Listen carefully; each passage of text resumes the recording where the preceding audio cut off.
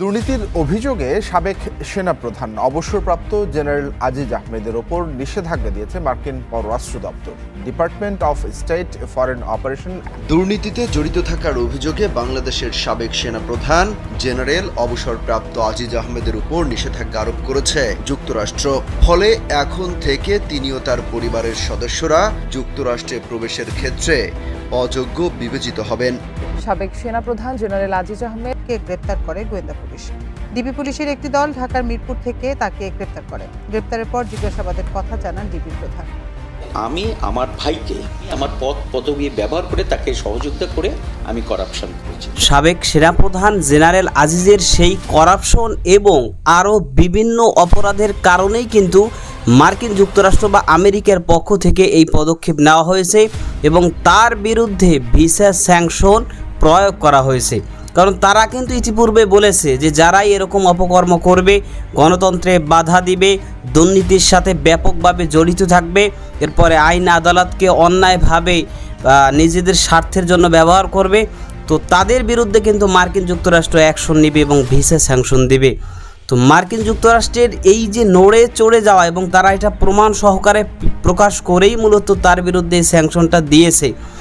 আর এই যুক্তরাষ্ট্র আমেরিকার পক্ষ থেকে স্যাংশন দেওয়ার ফলেই কিন্তু বাংলাদেশ থেকে বাংলাদেশের প্রশাসন, বাংলাদেশের জনগণ সকলে কিন্তু এখন নড়ে চড়ে বসেছে এবং সেই কারণেই কিন্তু এবার একেবারে হাতে নাতে ধরা পড়ে গিয়েছে সেনাবাহিনীর সাবেক সেনাপ্রধান জেনারেল আজিজ আহমেদ সাহেব। এবং শুধুমাত্র তিনি এই বর্তমান যে অভিযোগগুলো, ইতিপূর্বেও কিন্তু আপনারা একটা হয়তোবা সংবাদ দেখেছেন, all the prime minister man, এরকম একটা শিরোনাম। সেখানে এই জেনারেল আজিজ আহমেদ সাহেবকে নিয়ে কিন্তু ব্যাপক অভিযোগ তোলা হয়েছে এবং সেখানে প্রমাণসহ দেখানো হয়েছে যে বিভিন্ন ধরনের অপকর্ম অপরাধের সাথে এই জেনারেল আজিজ আহমেদ সে জড়িত রয়েছে। এবং এই বিষয়ে সে কিন্তু ধরা খাওয়ার পূর্বে মুখ খুলেছে এবং কিছু বার্তা কিন্তু আপনাদের উদ্দেশ্যে দিয়েছে, সেটা জানবেন আজকের ভিডিওতে। তো দর্শক, এ বিষয়ের কিছু অংশ ভিডিওর শুরুতে শিরোনামে দেখে এসেছেন, বিস্তারিত পুরো ভিডিও জুড়ে দেখবেন। বিষয়গুলো দেখার পূর্বে আপনাদের একটা অনুরোধ করব, যারা চ্যানেলে নতুন আসছেন চ্যানেলটি সাবস্ক্রাইব করে অল ক্লিক করে বেল আইকনটি চালু করে দিবেন এবং যারা পেজ থেকে দেখছেন পেজটি লাইক ও ফলো দিয়ে রাখবেন, তাহলে নিত্য নতুন পরিবেশন করা আলোচিত সংবাদগুলো অটোমেটিকভাবে আপনারা পেয়ে যাবেন। দর্শক, চলুন কিভাবে জেনারেল আজিজ আহমেদ সাহেব সে ধরা খেলো, কি হতে যাচ্ছে তার বিরুদ্ধে, সে সমস্ত বিষয় আমরা দেখব। তার পূর্বে একটু দেখে আসি যে যুক্তরাষ্ট্র থেকে যে তাকে স্যাংশন দেওয়া হয়েছে, কি কারণে মূলত স্যাংশন দেওয়া হয়েছে, কি কি সেখানে উল্লেখ করা হয়েছে এবং ধরা খাওয়ার পূর্বে এই জেনারেল আজিজ আহমেদ সে নিজে কি বক্তব্য দিয়েছে এই বিষয়টা নিয়ে, তার প্রতিক্রিয়াটা কি, সেটা আমরা দেখে এরপর আমরা অন্যান্য বিষয়গুলো একের পর এক দেখব। ধৈর্য ধরে একটা লাইক দিয়ে ভিডিওটি দেখতে থাকুন।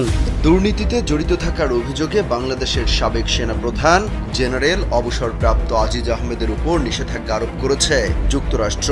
ফলে এখন থেকে তিনি ও তার পরিবারের সদস্যরা যুক্তরাষ্ট্রে প্রবেশের ক্ষেত্রে অযোগ্য বিবেচিত হবেন। স্থানীয় সময় সোমবার এক বিবৃতিতে এই নিষেধাজ্ঞা আরোপের কথা জানিয়েছে মার্কিন পররাষ্ট্র দপ্তরের মুখপাত্র ম্যাথু মিলার। বিবৃতিতে বলা হয়, বড় ধরনের দুর্নীতিতে জড়িত থাকার কারণে আজিজ আহমেদকে পররাষ্ট্র দপ্তরের foreign operation and related programs appropriations অ্যাক্টের ৭০৩১ সি ধারার আওতায় অন্তর্ভুক্ত করার ঘোষণা দিয়েছে পররাষ্ট্র দপ্তর। এর ফলে আজিজ আহমেদ ও তার পরিবারের সদস্যরা যুক্তরাষ্ট্রে প্রবেশের জন্য অযোগ্য হবেন, অর্থাৎ ঢুকতে পারবেন না দেশটিতে। বিবৃতিতে মার্কিন পররাষ্ট্র দপ্তর জানিয়েছে, আজিজ আহমেদের কর্মকাণ্ড বাংলাদেশের গণতান্ত্রিক প্রতিষ্ঠান এবং সরকারি প্রতিষ্ঠান ও প্রক্রিয়ার উপর জনগণের আস্থা ক্ষুণ্ণ করতে ভূমিকা রেখেছে।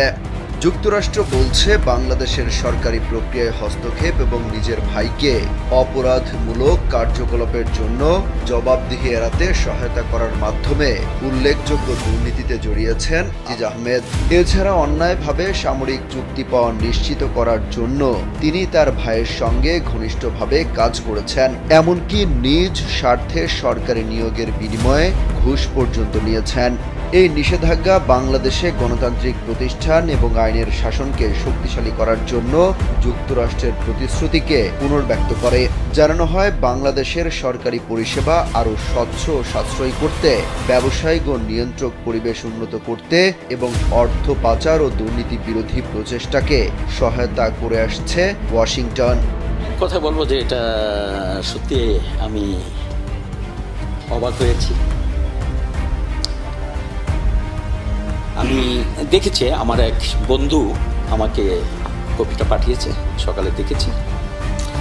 প্রথম অভিযোগটা যেটা হলো যে আমি আমার ভাইকে বাংলাদেশের প্রচলিত যে আইন আছে তার অপরাধ কর্মকাণ্ড থেকে সে যাতে এড়িয়ে চলতে পারে সেজন্য আমি আমার পদ পদবি ব্যবহার করে তাকে সহযোগিতা করে আমি করাপশন করেছি। This is number.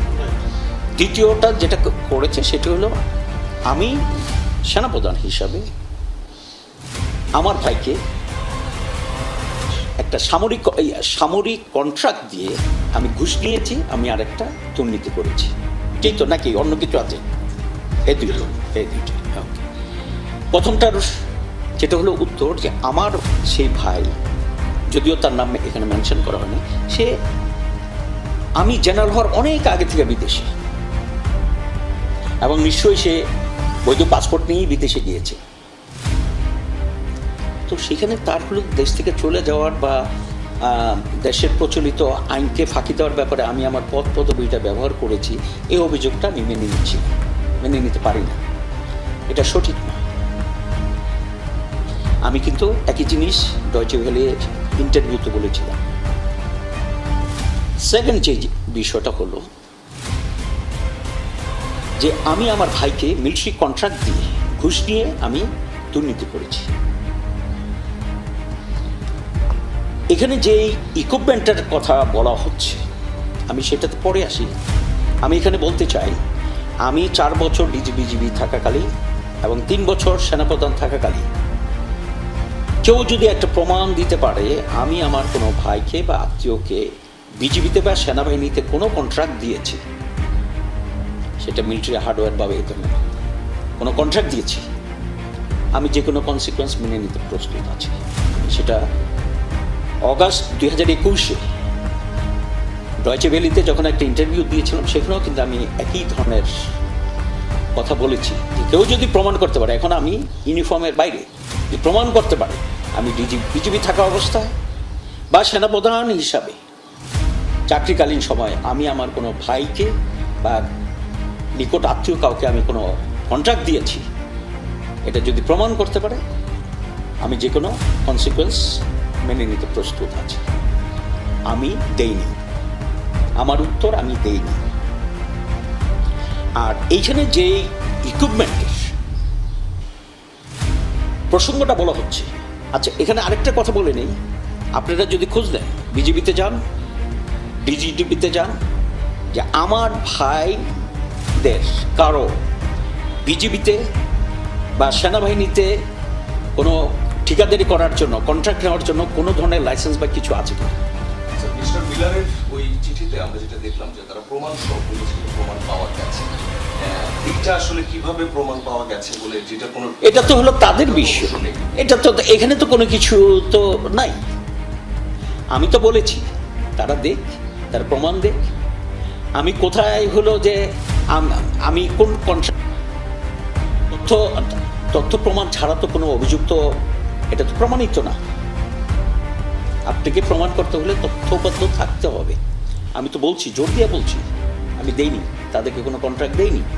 আমরা যতটুকু জানি যে স্টেট ডিপার্টমেন্ট তখনই এই ধরনের স্টেটমেন্ট দেয়। আমি আমার বক্তব্য দিয়েছি। এখন তর্কের খাতিরে আলোচনা করলে সারাদিন আলোচনা করা যাবে। আর কি কিসের উপরে কোন বিবেচনা দিয়েছে, কেন দিয়েছে, না দিয়েছে, এগুলোতে সারাদিন আলোচনা করা যাবে। আমি আমার বক্তব্যটা দিয়েছি। স্যার, ফ্রম দিস সাইড এদিক থেকে কি কোনো কন্ট্রাক্ট করার সুযোগ আছে, কোনো লিগ্যাল? আমি এটা নিয়ে মনে করি না, ঠিক আছে না। এখন কথা হলো যে দিস ইজ ভেরি আনফর্চুনেট। আমি নিশ্চিত এটা লোকজন বুঝবে, কারণ আমি তো বলেছি, আগেও বলেছি, এখনো বলছি। কেউ এসে আমাকে বলো যে আপনার এই ভাইকে এই কন্ট্রাক্টটা দিয়েছেন? দেখা দর্শক, বিষয়গুলো আপনারা দেখলেন তো। এই যে জেনারেল আজিজ আহমেদ সাহেব, তার বিরুদ্ধে যে স্যাংশন আরোপ করা হয়েছে যুক্তরাষ্ট্রের পক্ষ থেকে, তো এতে কিন্তু তারা উল্লেখ করেছে যে সব কিছু প্রমাণ সহকারে তিনি উল্লেখ করেছেন, মানে তারা পেয়েছেন এবং সেটা তারা তাদের কাছে রেখেছেন। এবং এই বিষয়টা নিয়েই কিন্তু জেনারেল আজিজ আহমেদ সাহেব তিনি যে কথাগুলো বললেন যে তারা যদি সত্যিকার অর্থেই প্রমাণ পেয়ে থাকে যে আমি এরকম এই অন্যায় বা দুর্নীতি এগুলো করেছি, কারাপশন করেছি, এই অপকর্মগুলো করেছি, তাহলে তারা আমাকে প্রমাণ দিক। প্রমাণ যদি দেয় তাহলে আমি এটা মেনে নেব, অন্যথায় আমি এটা মেনে নেব না। এবং তিনি কিন্তু সরাসরি নিজে যেই অভিযোগগুলো তার ব্যাপারে তোলা হয়েছে সেগুলোকে তিনি নিজে অস্বীকার করলেন যে তার ভাই ওই যে হারিস আহমেদ, তারপরে আরও বেশ কজন আছে, মোটামুটি একটা ফিল্মের মতো তো বানাইছিল, আপনারা হয়তো বা দেখেছেন। তো তার ব্যাপারে তিনি কিন্তু ক্লিয়ার বললেন যে আমার ভাইয়েরা তারা আমি জেনারেল প্রধান হওয়ার আগেই দেশ ছেড়ে তারা অন্য দেশে পাড়ি জমিয়েছিল। এখন আসেন, যদি সেটাই হইতো তাহলে সেই যে আল জাজিরার পক্ষ থেকে all the prime minister man, এই যে শিরোনামে যে ভিডিওটা, যেই মানে একটা ডকুমেন্টারি বলতে পারেন, ভিডিও না, তো এই ডকুমেন্টারির মধ্যে কিন্তু ক্লিয়ারভাবে সব কিছু প্রমাণসহ দেওয়া আছে। সেখানে কিন্তু এই বিষয়টাও ক্লিয়ার উল্লেখ আছে যে ডকুমেন্ট সহকারে, এখনও সেটা খুঁজলে আমরা পাবো যে এই জেনারেল আজিজ আহমেদ সাহেব তিনি সেনা প্রধান হয়েই তার ভাইদেরকে তিনি সহযোগিতা করেছেন, তিনি বিদেশ যাওয়ার ব্যাপারে সাপোর্ট করেছেন, তিনি কারাগার থেকে মুক্তর ব্যাপারে বিভিন্ন বিষয় তিনি সাপোর্ট করছেন, এমনকি অবৈধভাবে আইডি কার্ড তৈরি করা, এরপরে পাসপোর্ট দেওয়া, কারণ যাদের ব্যাপারে মামলা থাকে বা থাকে তারা তো চাইলেই দেশের বাইরে যেতে পারে না, সেই ক্ষেত্রে জেনারেল আজিজ সাহেব তিনি সহযোগিতা করে কোথায় কখন কিভাবে সহযোগিতা করছেন প্রমাণ সহ কিন্তু আল জাজিরার সেই ডকুমেন্টে এখনো পর্যন্ত রয়েছে। এই ব্যাপারে উনি কি বলবেন, এ ব্যাপারে জেনারেল আজিজ আহমেদ সাহেব তিনি কি বলবেন? এবং শুধুমাত্র তাই নয়, তার বিরুদ্ধে কিন্তু এই যে এখন বর্তমানে গণতন্ত্র মানবতার ব্যাপারে কিন্তু মূলত বাধার এরকম অভিযোগ আসছে, মানে তার ব্যাপারে তো ব্যাপক অভিযোগ আছে যে 2018 সালের নির্বাচনের পর বিভিন্ন সময় সরকারের একেবারে একান্ত হয়ে তিনি কাজ করেছেন। তো যাই হোক, পাশাপাশি তার বিরুদ্ধে কিন্তু আরও বেশ কিছু দুর্নীতির অভিযোগ, যে তিনি দুর্নীতি করেছে, চাঁদাবাজি করছে, এক কথায় যে মনে করেন উপরে সে দায়িত্বে ছিল, সে কিছু ঘুষ নিয়ে, কারাপশন নিয়ে সে এরপরে কি করছে, অনেককে চাকরি দিয়েছে, অনেক কি পদে উপরে নিয়ে গিয়েছে। এবং এগুলো মার্কিন যুক্তরাষ্ট্র, আমেরিকা, তারা তো তাদের তো কোনো তাদের তো কোনো নেই যে গায়ে পড়ে তারা কারো বিরুদ্ধে ওইভাবে কোনো বিষয় অ্যাকশন নেবে বা কোনো বিষয় করবে, এরকম তো কোনো তাদের কোনো স্বার্থ নাই। যে বা জেনারেল আজিজ সাহেবের সাথে তো মার্কিন যুক্তরাষ্ট্রের কোনো শত্রুতা নাই, যে মার্কিন যুক্তরাষ্ট্র জেনারেল আজিজ সাহেব তিনি কোনো অপরাধ না না করলেও তার বিরুদ্ধে এই অভিযোগগুলো তুলে তাকে স্যাংশন দিয়ে আরোপ করবে, স্যাংশনে নিষেধাজ্ঞা আওতাভুক্ত করবে, এরকম কোনো শত্রুতা তো আমার মনে হয় না যে জেনারেল আজিজ সাহেবের সাথে আমেরিকার ছিল। এখন কম বেশি হয়তো কি যেগুলো অভিযোগ তার মধ্যে হয়তো একটু কম বেশি হতে পারে, তবে অভিযোগ যা তার সত্যতা কম বেশি আছে বিধায়ী তিনি এবং তেনার পরিবারকে এই যুক্তরাষ্ট্র আমেরিকা তারা স্যাংশনে আওতাভুক্ত করেছে। এই বিষয়টা আপনি কি মনে করেন? এবং তারা কিন্তু কোনো বিষয় প্রমাণ ছাড়া তারা কিন্তু বলেছে যে আমরা এগুলো প্রমাণ পেয়েছি। এখন কথা হচ্ছে যে কোনো ব্যক্তি যদি কোনো কিছুকে অস্বীকার করে, যেরকম মনে করেন রসুলকে বলছে যে ঠিক আছে আপনি চন্দ্রকে দ্বিখণ্ডিত করে দেখান, যদি দেখাতে পারেন তাহলে আপনাকে নবী হিসাবে মানব।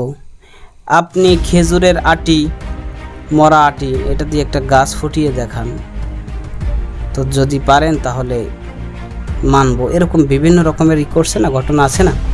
তো এরপর যখন দেখানো হয়েছে এরপরেও কিন্তু তারা অস্বীকার করছে, বলছে জাদুকর। দুজন কথা হচ্ছে, অস্বীকার যদি কেউ করে তাহলে যে কোনোভাবে অস্বীকার করতে পারে। এখন ভিডিওতে দেখা যাচ্ছে যে আপনি এই কাজ করছেন, আপনি বলতেছেন না আমি এগুলো করিনি, এটা এডিট করা, এটা আমি না, এটা অন্য কেউ।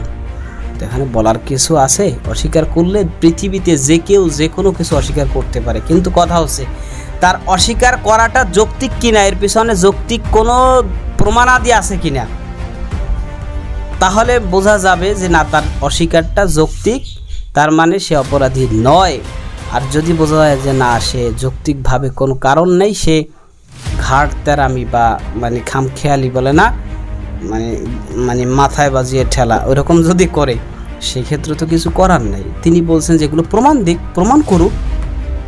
তারা বলছে আমরা প্রমাণ পেয়েছি, তারা প্রমাণ পাই এগুলো করছে। যাই হোক, দেখা যাক সামনে কি হয়। দর্শক, যে বিষয়গুলো দেখলেন সম্পর্কে মতামত থাকলে সেটা কমেন্ট সেকশনে জানাবেন। ভালো থাকবেন, সুস্থ থাকবেন, দেখা হবে নতুন কোনো ভিডিওতে, কথা হবে নতুন কোনো বিষয়। আজকে পর্যন্তই, আসসালামু আলাইকুম ওয়া রাহমাতুল্লাহ।